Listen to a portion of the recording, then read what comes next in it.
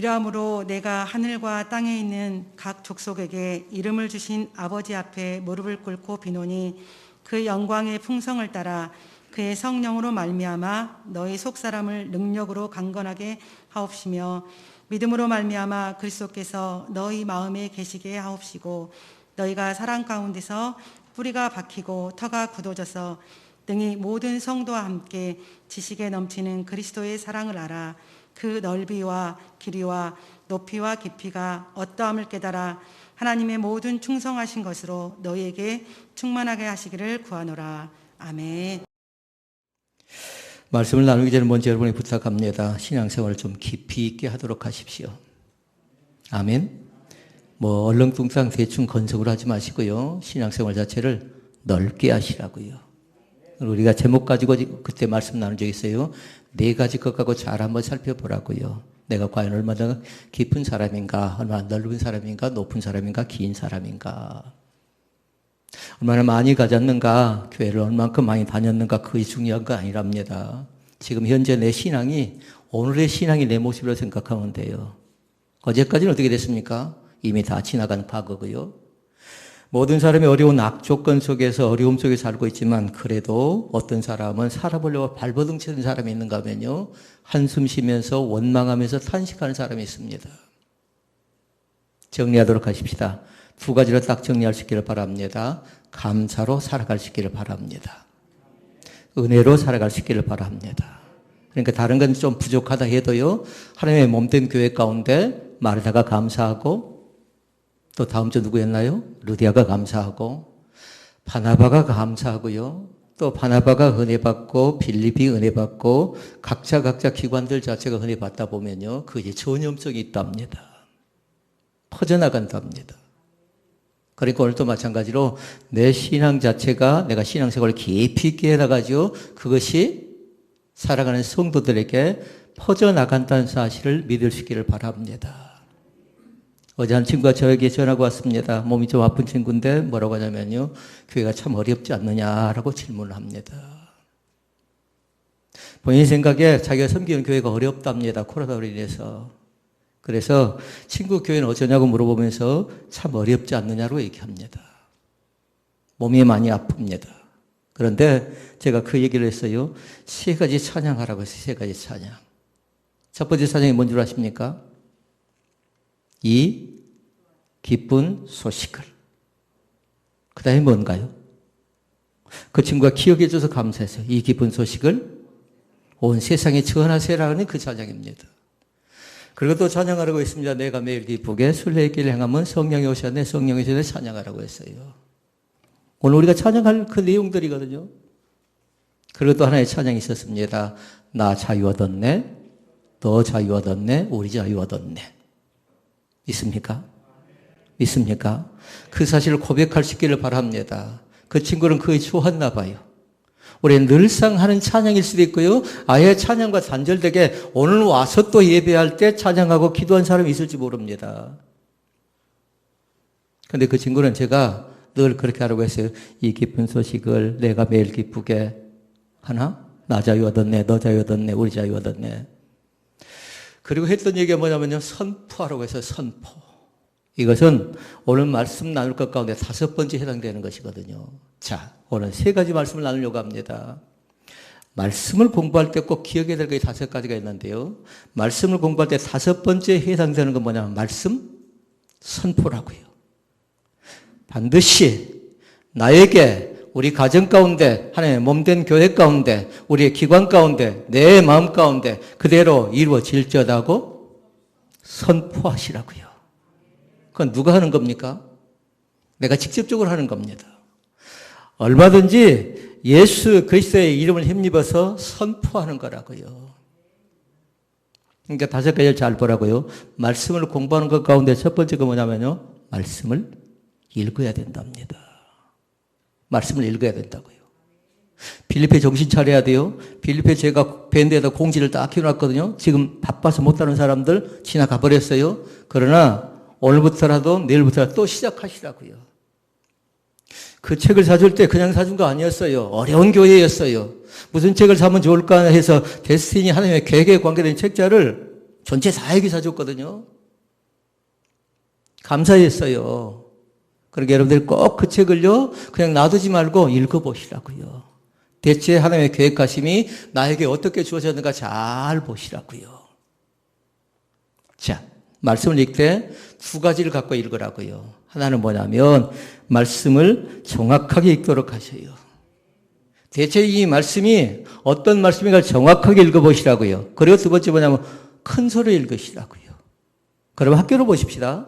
학교를 놓고 본다면 어떻게 읽으라는 건가요? 초등학생인가요? 중학생인가요? 고등학생인가요? 대학생인가요?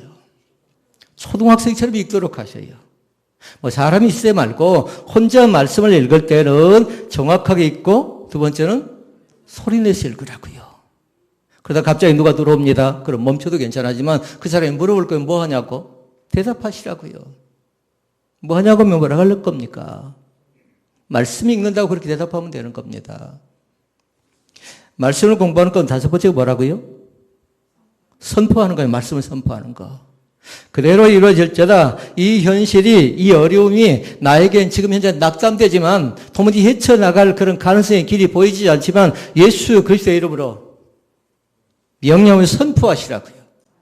그러니까 지금 적어 놓아야 돼요. 1번이 뭐라고요? 1번이 뭐라고요? 말씀 읽고. 두 번째 뭐냐면요. 말씀을 묵상하도록 하셔요. 근데 묵상은 어떻게 하는 게 좋냐면요. 깊이 있게 묵상하라고요. 얼렁뚱땅 안 된다고요. 대충 안 된다고요. 건성건성 안 된다고요. 그러니까 가끔씩 그런 사람들이 있어요. 이 교회에서 은혜 받지 못했는데 다른 교회 가서 저 목사님 또 은혜 받았대요. 왜 그런 현상들이 생기는 줄 아십니까? 그건 뭐냐면 이 묵상 자체에 대해서 문제가 있기 때문에 그래요. 여기서 은혜 받지 못하면 저기서도 은혜 받지 못하는 겁니다. 여기서 은혜 받는 사람이 거기서도 은혜 받는 겁니다. 그러니까 두 번째 사실 잘 기억하라고요. 말씀을 묵상하는데 어떻게 하냐면요. 말씀을 생각하면서 깊이 있게 묵상하는 겁니다.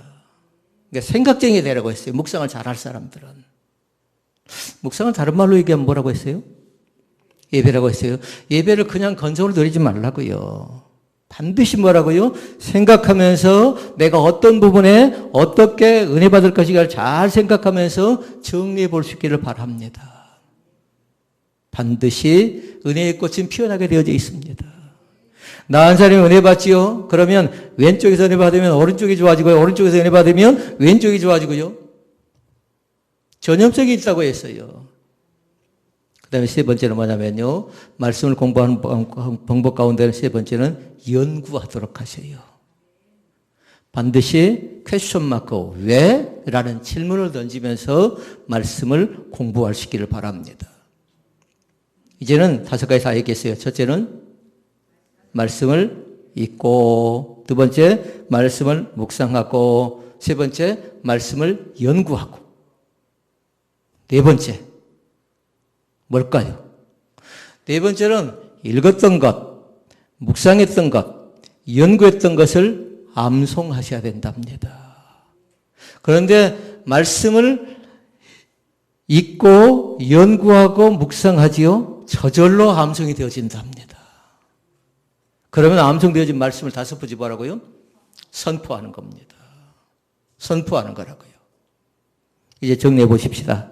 1번 읽어라. 그 다음에 묵상하라. 연구하라. 네 번째는 뭐 생각할 것 없다고 했어요. 왜요? 첫째, 둘째, 셋째가 되면 네 번째는 자연스럽게 암송이 되기 때문에 그렇습니다. 그러니까 잘 적어 놓으시라고요. 대학생도 마찬가지 그렇게 하는 것이고요. 청년도 마찬가지고 루디아도 마르다도 그렇게 하는 겁니다. 빌립도 바나바도 그렇게 하는 거라고요. 그 다섯 가지 말씀이 있는 사람들이 신앙생활을 힘있게 하고 능력있게 하고 권세있게 할 수가 있는 거죠. 그럼 보십시다. 말씀을 읽고 말씀을 묵상하고 따라서 하셔야 돼요. 입을 벌려서 말씀을 연구하고 말씀을 암송하고 말씀을 선포하면 무엇이 좋아질 것인가를 알아야죠. 왜 그렇게 하라고 했는가? 그것도 마찬가지로 다섯 가지로 말씀을 정리해 볼 수 있답니다. 이미 라이브 예배 가운데 참여한 사람들은 제가 그 말씀을 다 적어줬어요. 시편 1편 말씀을 생각해 보면 돼요.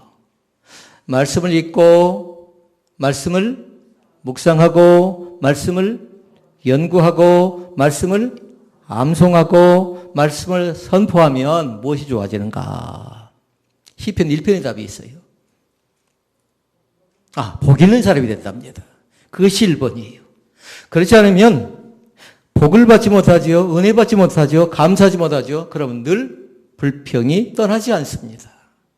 앉아도 불평하고 혼자 앉아 있을 때도 마찬가지고 사람들이 모여 있을 때도 뭐냐면 불평하고 그 사람들 옆에 있으면 조심해야 돼요. 왜냐면요. 뭐가 있다고 시작할까? 전염성이 있어요. 그대로 퍼져나간답니다. 그러니까 조심해야 돼요. 이 모임 자체가 감사인가 은혜인가 그렇지 않으면 불평인가 봐서요. 불평이랑 원래 자리를 좀 바꾸라고요. 어디로 가야 돼요? 불평이면 감사 은혜 자리로 들어가고 감사 은혜 자리를 떠나지 않도록 애를 많이 쓰라고요. 그 다음에 두 번째가 있답니다. 두 번째는 뭐냐면요. 가는 길 자체가 평탄하고 형통하게 된답니다. 우리가 축복 찬양하지요. 너의 가는 길에 주의 평강이 있으리 이렇게 얘기하잖아요. 그런데 우리가 계획하고 우리가 가고 있고 우리가 생각하는 모든 것이 평탄하고 형통하게 되는데 뭐 때문에 된다고요? 말씀을 읽고 말씀을 묵상하고 말씀을 연구하고 네 번째 걱정할 거 없다고 했어요? 암송. 다섯 번째 선포하면은 복 있는 사람이 될 뿐만 아니라 가는 길 자체가 평탄하고 형통케 되는 그런 역사가 나타날 줄로 믿습니다. 세 번째, 솔로몬에게 주셨던 것이 있어요. 지혜와 명철을 주신답니다. 말씀 묵상하는 사람에게, 말씀을 암송하는 사람에게, 말씀을 선포하고 연구하고 말씀을 배우는 사람에게 바로 지혜와 명철의 복을 허락하신 줄로 믿습니다. 그러니까 자녀들에게 그 사실을 심어주는 겁니다. 네가 말씀을 묵상할 때에 이런 능력의 원칙, 능력의 법칙이 있다는 것을. 오늘도 마찬가지 우리 사랑하는 성도들 가운데 지혜와 명철이 있기를 주의 이름으로 축원을 드립니다. 네 번째가 있답니다. 성령으로 인도하는 길을 가게 합니다. 우리의 삶 자체가 이리 갈까 저리 갈까 이렇게 할까 저렇게 할까 망설일 때가 있잖아요. 그러니까 선택해야 돼. 오늘도 어떤 선택을 할 것인가 중요하잖아요. 그러니까 사람은 살아가면서 어떤 선택을 하는가에 따라서 행복과 불행이 결정되어집니다. 오늘도 마찬가지 어떤 쪽을 선택하시겠습니까? 행복입니까? 불행입니까? 제가 이렇게 질문한 것 자체가 문제지요. 모든 사람은 다 행복을 선택하기로 하는데 나의 판단, 내가 결정하는 것은 항상 행복된 길로만 인도하는 건 아니라는 거예요. 그러니까 기도할 때 두 가지를 놓고 기도하시라고요. 하나님 나에게 판단력을 허락하시옵소서. 또 하나가 있어요. 하나님 나로 하여금 분별력이 있는 사람이 되게 하옵소서. 그래야 선택하고 결정할 때에 올바른 선택을 해 나갈 수가 있겠지요. 판단력과 분별력이 부족하니까 사람들에게 저 사람은 답지 못하다. 목사답지 못하다. 장로답지 못하다. 안수집사답지 못하다. 권사답지 못하다는 얘기를 하는 거죠. 그러니까 판단력과 분별력이 있는 신앙의 길을 날마다 걸어갈 수 있기를 주의 이름으로 축원을 드립니다. 그리고 이 말씀 자체가 우리 인생을 살게 만들어줍니다. 어려움이 있습니다. 위험한 고비가 있습니다. 위기가 있습니다. 그러나 고난 가운데 위기 가운데 건져내는 귀한 축복은 뭐냐면요. 말씀을 암송하고 말씀을 선포할 때 가능하다는 사실을 믿습니다. 그러니까 서두에 나눴던 말씀을 공부하는 방법 5가지를 잘 기억하실 것. 해볼까요? 말씀을 읽으라, 묵상하라, 연구하라. 네 번째 염려가 없다고 했어요? 암송. 저절로 되어지는 거예요. 선포. 제일 중요한 건 뭘까요? 적용하니까 선포를 많이 하시라고요. 어둠의 그림자를 향해서 선포하라고요. 주변 환경, 여건, 상황이 여의치 못할 때 그거에 대해 선포하라고요. 얼마든지 우리는 극복해 나갈 수 있는 겁니다. 그러면 오늘 핵심되는 말씀으로 묵상 시간에 우리가 해야 할 일 3가지가 있어요. 묵상을 해서는 반드시 그 3가지를 해야 된답니다. 하나는 뭐냐면요. 자기 정화가 먼저 있어야 돼요. 자, 자기 정을 할 때 먼저 세 가지를 먼저 적어놓도록 하세요. 비움이 있는가 하면 우리가 전에 배운 적이 있어요. 비웠다. 그럼 뭐 하라고요? 채우시라고요. 채우시라고요. 그리고 세 번째로 뭐냐면 충만하시라고요. 자기 정화에서 이 세 가지가 꼭 있어야 돼요. 나는 비웠다. 두 번째, 비운 사람은 그냥 놔두면 안 된다고 했어요. 놔둬버리면, 그냥 빈 채로 놔둬버리면 사탄이 우리를 계속 힘들게 하고 공격하고 어렵게 만들어버립니다. 그러니까 비웠다. 그럼 뭐 하라고요? 채우라고요. 채우되 뭘로 채워요? 성령의 충만함으로 채우시라고요. 그러니까 이 자기 정화에서 이 세 가지를 잘 기억하라는 거예요. 다시 자기 정화에서 1번 비움, 두 번째 채움, 세 번째 충만. 기억하셨나요? 엔터치가 딱 입력해야 돼요. 삭제해버리면 안 된다고요. 삭제는 1번이었어요. 더러운 생각들, 거짓된 생각들, 위선적인 생각들. 그건 뭐냐면 비워야 될 것들이에요. 악한 행실들, 지나간 모든 일들 가운데 나에게서 없어져야 하는 모든 것들은 예수 그리스도의 이름으로 뭐라고 했어요 아까? 선포하시라고요. 선포하시라고요. 자기 정화에 있어서는요, 잘 살펴봐야 돼. 이것이 땅의 것인가 하늘의 것인가 생각해 보라고요. 땅의 것은 뭐냐면요, 꼭 필요한 것이답니다. 그런데 땅의 것 가운데 욕심을 가지면 안 된답니다. 왜냐하면 성경은 욕심을 그렇게 얘기했어요. 암송해 볼래요? 욕심이 잉태한 즉 죄를 낳고 죄가 장성한 즉 죽는 거래요. 죽는 거라고요. 그걸도 마찬가지. 사람은 다 욕심이 있어요. 아이는 아이대로, 어른은 어른대로. 태어나서부터 우리가 죽을 때까지 마찬가지로 다 욕심은 있지만요, 그 욕심을 잘 다스리시라고요. 그런데 악한 것을 생각지 않고 땅의 것을 생각지 않고 위의 것을 생각하는 것인데 그것이 바로 묵상의 기본이에요. 대체 하나님은 이 사정 가운데, 이 상황 가운데, 우리의 가정 가운데 뭐라고 말씀하실까를 생각해 보라고요. 오늘 나에게 대체 뭐라고 하실까? 그러니까 한 줄로 적어놓기를 바랍니다. 묵상은 하나님이 내 안에 들으실 자리를 만들기 위해 마음을 깨끗하게 정화하는 과정이다 생각하면 돼요. 이제 그렇게 정리해놔야 돼요. 읽어볼까요? 묵상은 하나님이 내 안에 들어오실 자리를 만들기 위해 마음을 깨끗하게 정화하는 과정이다. 그러니까 한 단어로 얘기하면 뭘까요? 비우시라고요. 비우되 대충 비우지 말고요. 또 끄집어서 또 거기다 넣지 말고 비웠으면 다시 생각지 않는 겁니다. 다시 생각지 않는 거라고요. 이미 끝낸 걸 또 끄집어냈고 또 끄집어낸 거 뭐예요? 세상 사람들 얘기하면 술 먹은 사람들이 그러는 거죠. 술 먹은 사람들이. 그러나 우리는 육체의 술이 아니라 성령의 술을 마신 사람들은 뭐냐면요, 은혜 받은 걸 기억하는 겁니다.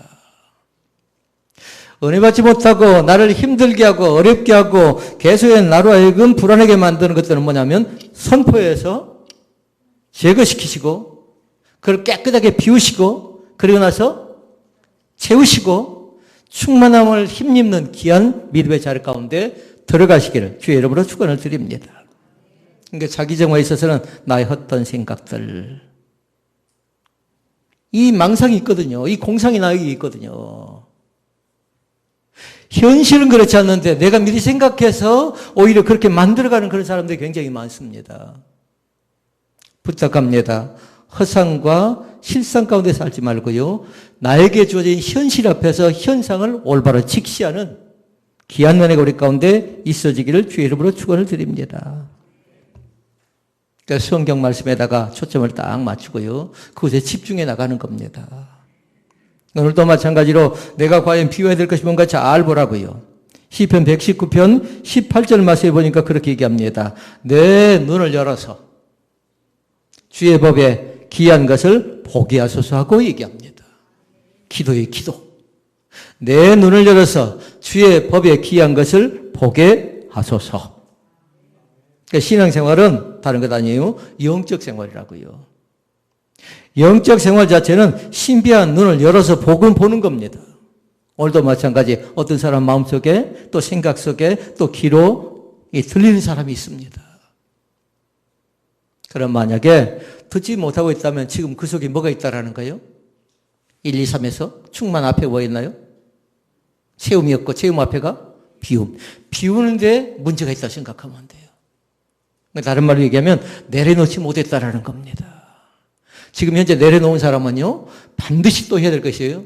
그래서 또 내가 내려놓지 못한 거 있는 거 봐서요, 더 내려놓으시라고요. 그래야 하나님께서 그 자신을 향해서 뭐 할까요?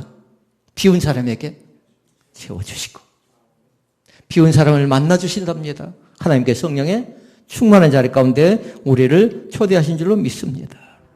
그러니까 묵상은 하나님을 아는 지식으로 바꿔나가는 다리라고 생각하면 안 돼요. 세상의 지식을 쫓았던 사람이, 세상의 경험을 쫓았던 사람이, 지금까지 자기의 의 가운데 살았던 사람이 이제는 하나님을 아는 지식 가운데 하나님이 대체 어떤 분인가 생각하면서 그 자리 가운데 나가는 거라고요. 내 마음속에 모셔드리라는 겁니다. 내 마음 깊은 곳에 모셔드리라는 겁니다.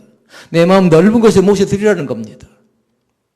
자, 다시 말씀드립니다. 이제 신앙생활을 허투루 해서는 안 되겠어요. 신앙생활을 형식적으로 해서는 안 되겠습니다. 믿음 생활 자체를 다른 사람 볼 때 참 저 믿음 자체가 바다가 어쩝니까? 깊다라고 생각하고요. 하늘처럼 높다라고 생각하고요. 높고 깊고 넓고 긴 그 믿음이 다른 사람이 소유한 것 아니라 이 시간에 하나님의 몸된 가운데 몸된 교회에서 예배하는 라이브 예배 가운데 예배하는 모든 사람 가운데 임하기를 바라고요. 또 이곳에 앉아서 예배하는 모든 사람 가운데 함께 하시기를 주의 이름으로 축원을 드립니다. 자, 1번이 자기성화라고 하면요. 2번은 초점을 맞추는 겁니다. 초점을 맞추는 겁니다.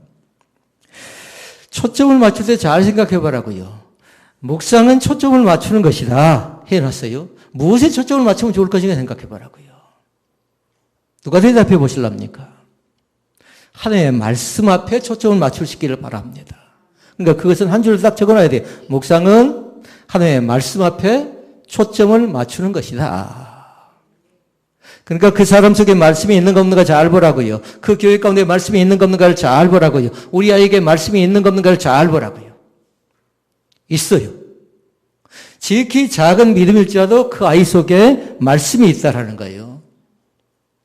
그러니까 초점을 맞춘다는 건 뭐냐면요. 말씀에 집중하는 시간, 그 시간 자체가 묵상이라고요. 이미 우리는 자기 정화를 통해서 없을 것 다 없었어요. 그러니까 반드시 모셔드리는 거 있죠. 주님이 내 안에 임재하도록 모셔드리는 것인데 그것은 초점을 맞추는 것이라고 얘기할 수 있는데요. 두 가지를 생각해 보라고요. 사진기. 지금 이제 자동 카메라는 그렇지 않습니다. 수동은 어떻게 합니까? 반드시 초점을 맞추지 않으면 정상적인 그림이 나오지 않습니다. 정확한 그림이 나오지 않습니다. 그러니까 반드시 뭐냐면 사진 셔터를 누르기 전에 뭐 하던가요? 이것저것 맞추는 겁니다.